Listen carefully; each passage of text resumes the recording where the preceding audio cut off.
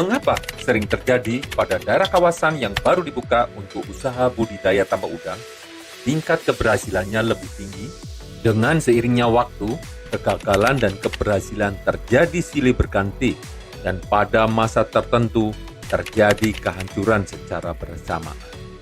Dengan adanya endemik penyakit virus yang menyebar dan menginfeksi di suatu daerah kawasan, seperti sekarang yang lagi marak adalah AHPNB atau disebut APEN, White Feces Disease, atau WFD, Myonecrosis Virus, atau MNV, Vibriosis, dan lain-lain.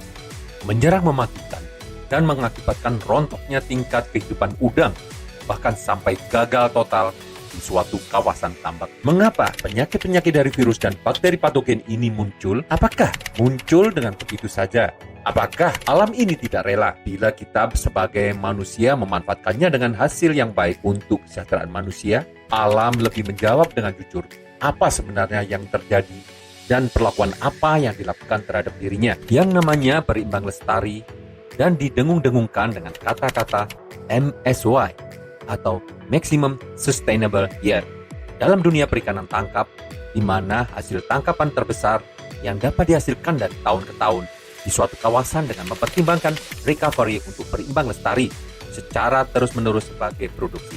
Hal ini perlu kita terapkan di dunia budidaya dan lingkungannya, di mana daya dukung lingkungan dengan faktor-faktor kekayaan alam yang mendukung dengan baik pada awal akan terjadi memulai suatu usaha budidaya.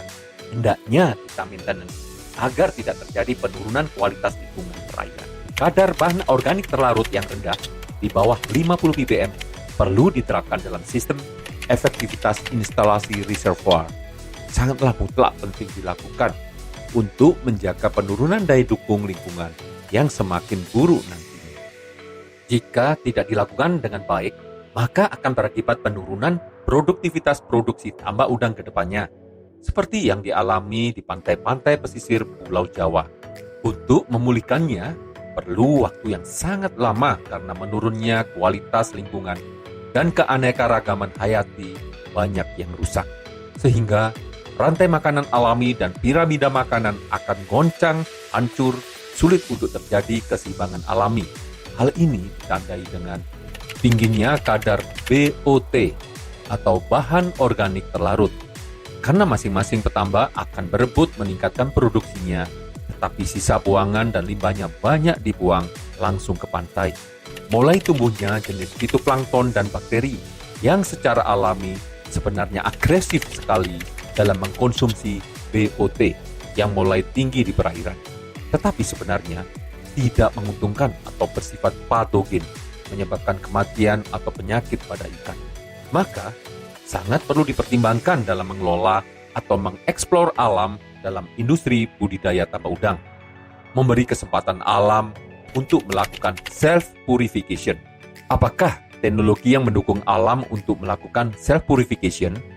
Dan bagaimana tahapan-tahapan yang bisa dilakukan agar self-purification terjadi secara berimbang lestari, sehingga eksplorasi yang terjadi mengakibatkan hasil yang tinggi tetapi kualitas lingkungan kita tidak turun atau rusak.